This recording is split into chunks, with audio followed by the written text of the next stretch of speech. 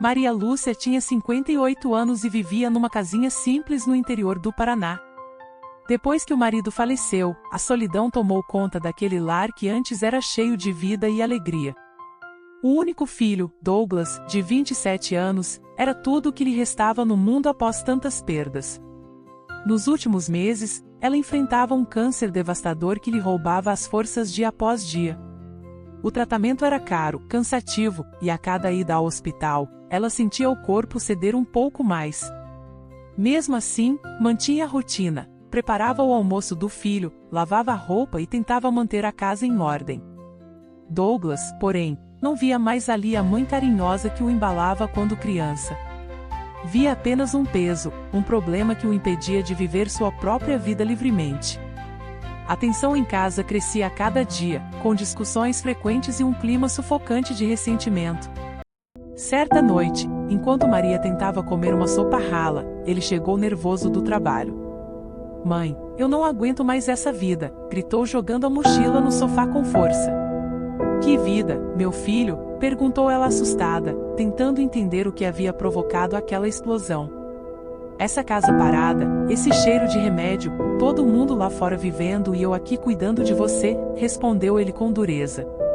Maria baixou os olhos, a colher tremia em sua mão frágil enquanto tentava processar aquelas palavras dolorosas. "Eu nunca quis te prender, meu filho. Só preciso de um pouco de ajuda até melhorar", disse ela com voz embargada. Douglas bufou irritado e saiu para o quarto, batendo a porta com força que ecoou pela casa vazia. Do outro lado da parede, ela chorou baixinho, sem fazer barulho, não queria que ele ouvisse seu sofrimento. A doença avançava implacável, mas o que mais doía não era o corpo fragilizado, era sentir o amor do filho se afastando. No dia marcado para uma consulta importante, Douglas concordou em levá-la ao hospital na cidade vizinha. A chuva caía forte naquela manhã, tornando a estrada de chão ainda mais perigosa e escorregadia. Maria preparou uma pequena sacola com documentos, cartão do SUS, um lenço e uma garrafinha de água, deixando tudo organizado. Quando ele buzinou impaciente, ela saiu devagar, segurando a sacola com as mãos trêmulas e o coração apertado. O filho abriu a porta do carro sem sair para ajudar, e ela entrou com dificuldade, as rodas da cadeira grudadas na lama. Eles seguiram em silêncio por alguns minutos, apenas o som da chuva e do motor quebrando o silêncio pesado. De repente, Douglas desviou por uma estrada secundária, mais estreita e perigosa sob a chuva torrencial. "Não é por aqui, filho. O hospital é pela avenida principal", disse Maria confusa e preocupada. "Eu sei um atalho", respondeu ele com voz fria, sem olhar para ela, os olhos fixos na estrada. Ela sentiu confiando, mas o coração batia forte e uma pergunta angustiante rodava na cabeça sem coragem de sair. Mais adiante, ele encostou o carro no acostamento de terra batida, desligando o motor abruptamente. O limpador de para-brisa parou, e o silêncio da chuva tomou conta do momento tenso. "Por que parou?", perguntou Maria confusa, ainda sem compreender a gravidade do que estava por vir. "Desce, mãe", disse Douglas com voz dura, sem olhar para ela, as mãos ainda apertando o volante. Maria pensou que fosse um problema no carro e segurou a sacola no colo, esperando alguma explicação. "Mas está chovendo e a consulta", tentou argumentar, mas ele a interrompeu brutalmente. "Desce, mãe. Eu não quero mais isso. Não quero mais esse fardo." A palavra fardo bateu nela como água gelada, congelando seu coração em dor e incredulidade. Ele saiu do carro, contornou até a porta dela e a abriu, expondo-a ao vento frio e à chuva. Maria tentou segurar o braço do filho num último apelo desesperado. "Não faz isso, meu filho. Olha para mim." Mas Douglas desviou o rosto, pegou a cadeira de rodas do porta-malas e a colocou naquele acostamento deserto, abandonando a própria mãe sob a chuva. Maria ficou ali, imóvel na cadeira de rodas, enquanto o som do motor do carro se afastava até desaparecer completamente. A chuva batia em seu rosto, misturando-se às lágrimas que desciam sem controle, enquanto ela tentava processar o que acabará de acontecer. "Deus, me dá força mais um pouco", pediu baixinho, agarrando-se à fé que sempre a sustentara nos momentos difíceis. Ela tentou empurrar a cadeira, mas a roda direita afundou no barro, tornando impossível qualquer movimento. A dor subia pelo braço, e ela sentiu uma fisgada no peito que a fez parar e respirar fundo. A cada tentativa frustrada, a lama grudava nas rodas e respingava em suas pernas já encharcadas pela chuva fria. O tempo passou lento, cada minuto parecendo uma eternidade naquele abandono cruel e desumano. Alguns carros passaram, mas nenhum parou, e Maria sentia-se cada vez mais invisível e desesperada. Um trovão cortou o céu, fazendo-a estremecer de medo e frio sob aquele céu cinzento e ameaçador. Ela curvou a cabeça e rezou de novo, apertando a sacola molhada contra o peito trêmulo. De repente, o som de um motor mais pesado se aproximou, diferente dos carros que haviam passado antes. Era uma caminhonete velha, conduzida por Raul, um caminhoneiro de meia-idade que trabalhava fazendo entregas na região. Ele reduziu a velocidade ao ver aquela figura solitária à beira da estrada sob a chuva intensa. Raul parou o veículo e desceu com um guarda-chuva, aproximando-se com cautela e preocupação no olhar. De casa. Tá tudo bem por aqui, gritou ele, ainda tentando entender a situação estranha que encontrava. Maria levantou o rosto pálido e molhado, a voz saindo fraca. Eu tô com um pouco de dificuldade. Meu filho foi buscar ajuda, mentiu ela, envergonhada da verdade cruel. Raul olhou ao redor, vendo apenas a estrada vazia e nenhum sinal de retorno de qualquer ajuda prometida. Buscar ajuda aqui, dona? Aqui não passa ninguém faz tempo, disse ele, percebendo que algo estava errado. Aproximou-se devagar, os passos firmes no barro, e se apresentou. Me chamo Raul. A senhora tá sozinha? Maria hesitou, mas finalmente admitiu a verdade. Tô. Só preciso chegar no hospital. É logo ali, apontou vagamente. Raul observou a cadeira atolada, a sacola molhada, o lenço cobrindo a cabeça sem cabelo, e compreendeu tudo sem precisar ouvir mais. Olha, dona, eu não sei o que aconteceu, mas não posso deixar a senhora aqui assim, disse com voz suave mas determinada. Ele pegou a cadeira com cuidado, levantou o eixo de trás e empurrou até a caminhonete com força mas delicadeza. Devagar, que o degrau é alto, disse enquanto acomodava Maria na frente, colocando um cobertor sobre seus ombros trêmulos. Minha mulher sempre deixa um aí. Nunca sabe quando vai aparecer alguém precisando, explicou ele com um sorriso gentil. Raul levou Maria até o pequeno posto de gasolina onde trabalhava, e lá sua esposa Neide os recebeu com espanto e compaixão. Meu Deus, quem é essa moça? Perguntou Neide ao ver a passageira encharcada e visivelmente doente. Peguei no meio da estrada, Neide. Tá molhada, cansada, doente. A gente precisa ajudar, explicou Raul com urgência na voz. Neide correu para dentro do posto, preparando tudo para acolher aquela mulher que claramente estava em situação desesperadora. O calor do fogão a lenha invadiu o ambiente junto com um cheiro reconfortante de café fresco e esperança. Senta aqui, minha filha, falou Neide com aquela doçura firme de quem sabe cuidar sem fazer perguntas invasivas. Maria olhou ao redor, vendo um rádio antigo, panelas no fogão, 2 cadeiras de madeira, tudo simples mas acolhedor. Pela primeira vez desde que fora abandonada, Maria sentiu-se segura, amparada por estranhos que mostravam mais humanidade que seu próprio sangue. Raul trouxe uma xícara de café quente. Toma um gole. Vai ajudar a esquentar o sangue, disse com gentileza. Ela bebeu devagar, as mãos ainda trêmulas, mas o calor do líquido escorreu pela garganta trazendo conforto físico e emocional. Obrigada, moço. Se não fosse o senhor, começou Maria, mas Raul a interrompeu. Não fala assim. A estrada é cheia de gente precisando. A diferença é quem para e quem finge que não viu. Neide voltou com um vestido limpo e um lenço seco, ajudando Maria a trocar de roupa com todo cuidado e respeito. Depois a gente vê se o Raul leva a senhora para a cidade amanhã cedo, disse Neide, já planejando os próximos passos. Maria fechou os olhos por um instante, sentindo uma gratidão profunda por aqueles 2 estranhos que eram mais família que seu próprio filho. Raul conseguiu contato com o enfermeiro Agenor do posto de saúde do bairro, que concordou em receber Maria imediatamente. Durante o atendimento, um dos funcionários comentou sobre um vídeo que estava circulando nas redes sociais sobre uma mulher abandonada. A senhora sabia que a história dela já está rodando na internet? Perguntou a enfermeira casualmente enquanto checava os sinais vitais. O rapaz do guincho que parou aqui fez uma postagem dizendo que uma mulher foi achada sozinha na estrada, explicou mostrando o celular.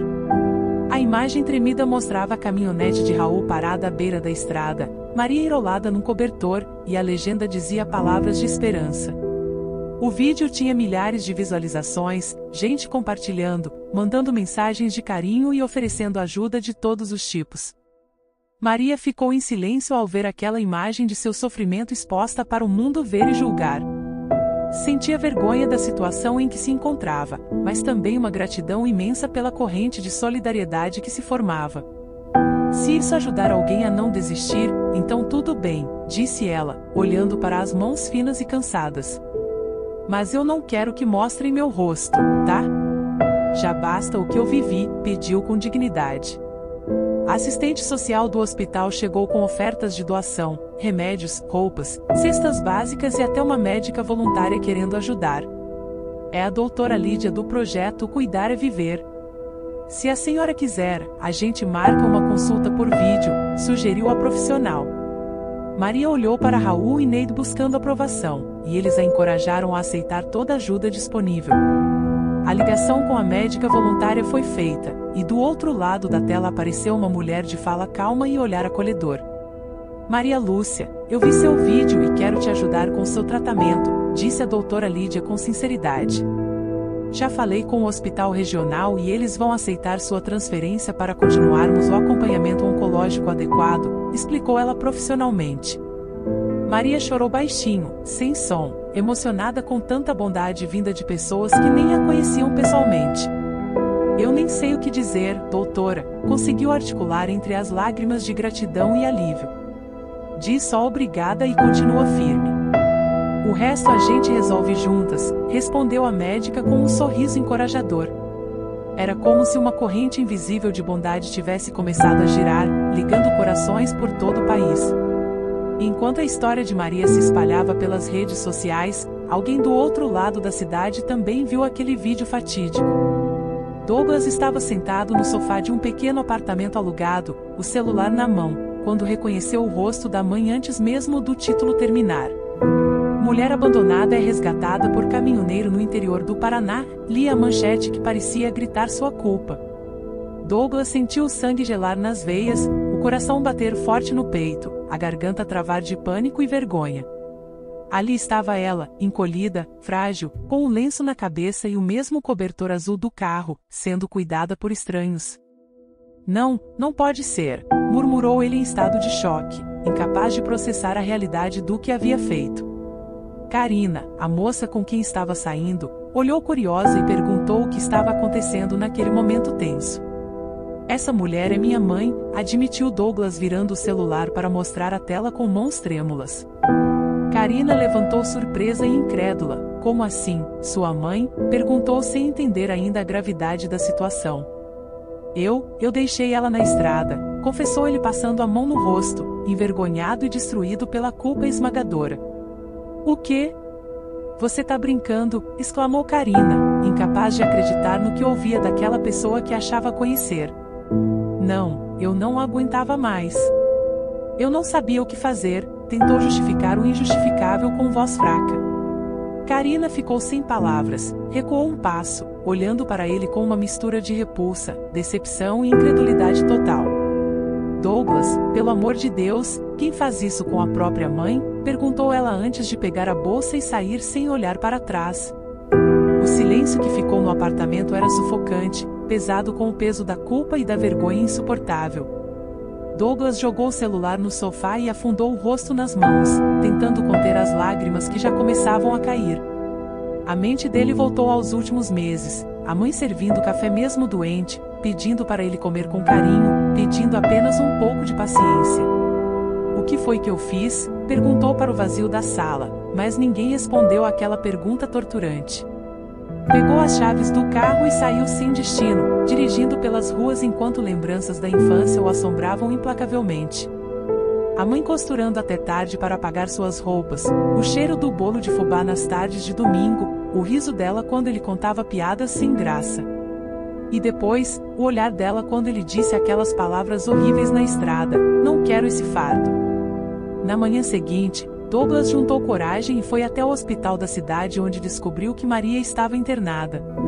Parou na portaria, ainda sem coragem de entrar, o coração batendo descompassado com medo e arrependimento. "Vocês receberam ontem uma senhora, Maria Lúcia, cabelo raspado, lenço colorido?" perguntou ao segurança com voz trêmula. "Recebemos, sim." "Tá internada na ala de oncologia", respondeu o homem olhando na lista de pacientes.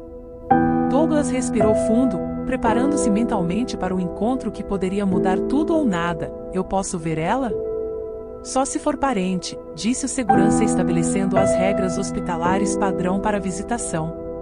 "Eu sou o filho", admitiu Douglas, e o segurança o olhou de cima a baixo com um olhar que parecia julgar. "Filho, então vai lá, rapaz, mas trata de ser bom com ela." O corredor até o quarto 203 era longo, cada passo ecoava misturado com vozes distantes e o apito dos monitores médicos. Douglas caminhava devagar, como se seus pés se recusassem a avançar por medo da rejeição merecida que poderia encontrar. No quarto, ele a encontrou. Maria estava deitada, o rosto sereno, dormindo leve com o soro ligado ao braço frágil. Douglas ficou parado na porta por vários minutos, sem saber o que fazer, sentindo-se pequeno e indigno diante dela. Aproximou-se devagar, puxou uma cadeira e se sentou ao lado, observando as mãos dela, finas, com veias saltadas, mas ainda as mesmas mãos que o embalaram tantas vezes. Tocou de leve a ponta dos dedos dela, reunindo coragem para falar. "Mãe, sou eu", sussurrou com voz embargada. Maria abriu os olhos devagar, confusa por um segundo, depois o reconheceu imediatamente apesar de tudo o que havia acontecido. Os olhos dela se encheram de lágrimas, mas o tom da voz foi surpreendentemente calmo e acolhedor. "Eu sabia que você ia voltar, meu filho." Douglas abaixou a cabeça, o rosto tomado de vergonha esmagadora que o sufocava por dentro. "Eu não mereço que a senhora me chame assim." "Merece sim." Ela apertou de leve a mão dele com a pouca força que tinha, "porque ainda é meu menino." Ele chorou encostando a testa nas mãos dela, as palavras saindo entrecortadas pela emoção. "Me perdoa, mãe. Eu sou um covarde. Eu te deixei." "Já passou, meu filho", disse ela com um sorriso fraco mas verdadeiro. "O que importa é que você veio. Deus sempre traz de volta quem a gente ama." Douglas ficou ali por horas sem perceber o tempo passar, cada segundo ao lado dela curando um pedaço da culpa que carregava. Aos poucos, o arrependimento profundo foi se transformando em promessa sincera de mudança e reparação. Raul e Neide chegaram para visitar Maria e encontraram mãe e filho juntos, um quadro que trouxe alívio aos seus corações bondosos. "Olha só, parece que as coisas estão se acertando por aqui", disse Raul abrindo um sorriso ao ver os dois reunidos.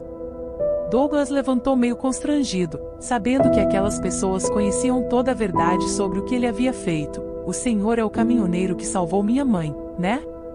"Salvar não. Só fiz o que devia", respondeu Raul com humildade, coçando a barba grisalha. Neide foi mais direta em sua avaliação. "E você é o rapaz que deixou ela na estrada." Douglas baixou a cabeça sem saber onde pôr as mãos, a vergonha queimando seu rosto enquanto enfrentava a verdade crua. "Eu fui um idiota, dona Neide. Eu não sei o que deu em mim", confessou com sinceridade dolorosa. Maria interveio com tranquilidade, sempre protetora mesmo depois de tudo. "Já passou. O importante é o agora e o que faremos daqui para frente." Neide respirou fundo, observando o rapaz com olhos que pareciam ler sua alma e ver além do erro cometido. "Pois então faz o agora valer a pena", disse ela com sabedoria. "Ajuda ela a levantar, ajuda a viver. Isso é o que o mundo espera de você agora." A amizade que começou com desespero foi se transformando em laço verdadeiro de afeto e propósito compartilhado. Raul e Neide passaram a visitar Maria todos os fins de semana, levando bolo, frutas, risadas e esperança renovada. Nas semanas seguintes, Douglas transformou-se completamente em um cuidador dedicado e presente de maneiras que surpreendiam até ele mesmo. Passou a acompanhar todos os tratamentos, aprendeu sobre medicações, horários, sinais de alerta e cuidados especiais necessários. A doutora Patrícia, que acompanhava o caso desde o início, notou a mudança profunda no jovem e o chamou para conversar. Seu Douglas, o quadro da sua mãe ainda exige cuidado, mas sabe o que eu acho? Ela fez uma pausa com um sorriso. Acho que o que mais curou essa mulher foi o arrependimento e a transformação do Senhor ao lado dela. Douglas ficou em silêncio por um instante, emocionado com aquelas palavras que reconheciam sua jornada. Foi o amor dela, doutora. Mesmo depois de tudo que eu fiz, ela me perdoou e me deu outra chance.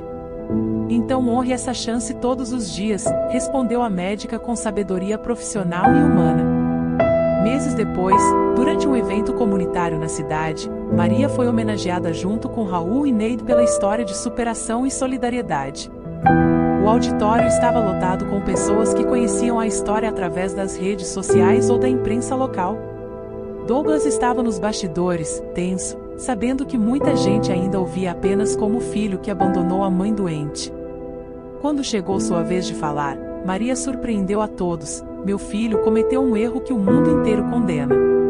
Eu também chorei muito, mas eu escolhi perdoar em voz alta para transformar a vergonha em caminho de aprendizado e crescimento. A plateia ficou em silêncio absorvendo aquelas palavras poderosas de perdão genuíno e transformação. Hoje, em vez de aceitar uma homenagem só para mim, eu quero anunciar uma coisa que vai mudar a vida de muita gente, continuou Maria com voz firme e cheia de propósito. Nós 4 criamos um projeto chamado Ninguém Fica na Estrada, anunciou Maria para a surpresa geral da plateia reunida. É uma rede de voluntários para buscar, acolher e acompanhar idosos e doentes abandonados, do primeiro socorro até o retorno para casa. A cidade inteira reagiu com emoção, alguns aplaudindo, outros chorando, todos tocados pela transformação daquela dor em ação concreta. E quem vai coordenar a ponta do cuidado é o Douglas, completou Maria, e um burburinho percorreu o auditório questionando aquela escolha. Mas ele é o filho que abandonou, murmurou alguém na plateia sem conseguir conter a objeção óbvia. Maria encarou a pessoa com doçura mas firmeza inabalável, justamente por isso ele sabe onde dói e por onde recomeça. Perdão não apaga o passado, mas dá função para a dor. Raul e Neide apoiaram a decisão, explicando que haviam testemunhado a transformação genuína do rapaz ao longo daqueles meses. O projeto cresceu rapidamente, com voluntários se juntando de várias cidades e até de outros estados do país. A história de Maria tornou-se símbolo de esperança, perdão e da capacidade humana de transformação e redenção mesmo após erros graves. Douglas trabalhava incansavelmente, agora como auxiliar de enfermagem no hospital onde a mãe se tratara, dedicando sua vida a cuidar de outros. Cada pessoa que ele ajudava era uma forma de honrar o perdão que receberá e de dar significado ao sofrimento passado. Eu não sou exemplo de nada. Sou prova de que a gente pode errar muito e ainda assim ser perdoado e recomeçar, disse ele em uma palestra emocionante. As palavras dele tocaram corações por todo o auditório, mostrando que redenção é possível quando há arrependimento genuíno e ação transformadora. Uma senhora idosa se aproximou depois. Meu filho me abandonou também, mas ver você aí me deu a esperança de que ele possa voltar. Os meses seguintes trouxeram mais uma reviravolta inesperada. Os exames médicos de Maria mostraram que o câncer estava em remissão completa. Dona Maria, o corpo respondeu melhor do que o esperado. Está praticamente curada, anunciou a doutora Patrícia com um sorriso largo de satisfação profissional. Maria arregalou os olhos sem conseguir acreditar naquela notícia maravilhosa. Curada, repetiu como se precisasse ouvir novamente. O tratamento ajudou, mas sinceramente eu acho que o resto foi fé, amor e propósito renovado, refletiu a médica. No corredor, Douglas chorou abraçado à mãe, agradecendo por aquela segunda chance que a vida lhes dera juntos. Tá vendo, mãe? Eu te perdi uma vez, mas Deus me deu a chance de te ver renascer completamente, disse ele emocionado. Ela segurou o rosto dele com as 2 mãos, e me deu a chance de ver você se transformar, meu filho. Essa é a maior cura de todas. O projeto Ninguém Fica na Estrada salvou dezenas de vidas nos meses seguintes, criando uma rede de solidariedade pelo país inteiro.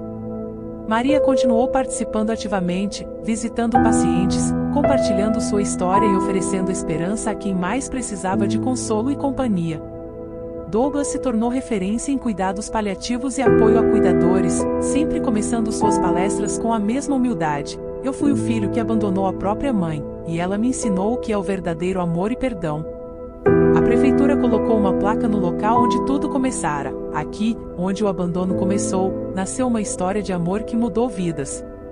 Maria Lúcia, símbolo de esperança e perdão.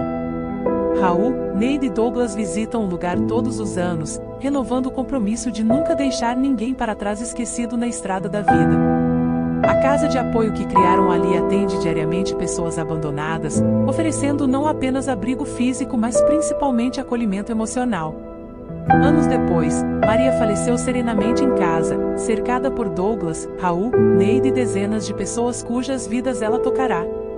No velório simples mas emocionante, gente de todo o país compareceu para prestar homenagem àquela mulher extraordinária que transformou o abandono em missão. Douglas fez um breve discurso entre lágrimas: "Minha mãe me ensinou a coisa mais bonita do mundo, que o amor é o único caminho que não tem volta e que o perdão pode curar até as feridas mais profundas." O projeto continuou após sua partida, mais forte do que nunca, honrando o legado daquela mulher simples que ensinou ao mundo sobre compaixão. Todo ano, no aniversário de Maria, voluntários se reúnem no local onde ela foi abandonada para renovar o compromisso da causa. Douglas continua à frente do trabalho, agora levando seus próprios filhos para aprenderem sobre empatia, perdão e serviço ao próximo. "Ninguém mais fica para trás", ele repete toda vez que passa pelo local, olhando para o horizonte com gratidão pela segunda chance que recebeu de ser filho, ser humano e fazer diferença no mundo. Essa história verdadeira nos ensina que o amor pode nascer até do maior erro quando há coragem para mudar. O perdão não apaga o passado, mas pode transformá-lo em propósito. Maria Lúcia nos mostrou que mesmo nas situações mais dolorosas, escolher o amor e o perdão pode criar ondas de bondade que alcançam milhares de vidas. Douglas provou que nunca é tarde para recomeçar e que a redenção é possível quando há arrependimento genuíno transformado em ação. Que essa história inspire cada um de nós a nunca passar reto diante de alguém que precisa de ajuda, e a sempre acreditar no poder transformador do perdão e do amor incondicional.